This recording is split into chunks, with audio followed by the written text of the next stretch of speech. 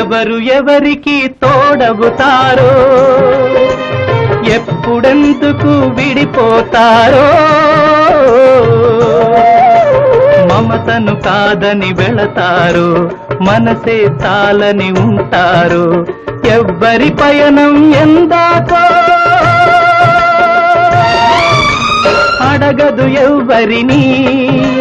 బదులే దొరకదని అడగదు ఎవ్వరిని బదులే దొరకదని ఓ బాటసారి ఇది జీవిత రహదారి ఎంత దూరమో ఏది అంతమో ఎవరు ఎరుగని దారి ఇది ఒకరికి సొంతం కాదు ఇది ఓ బాటసారి ఇది జీవిత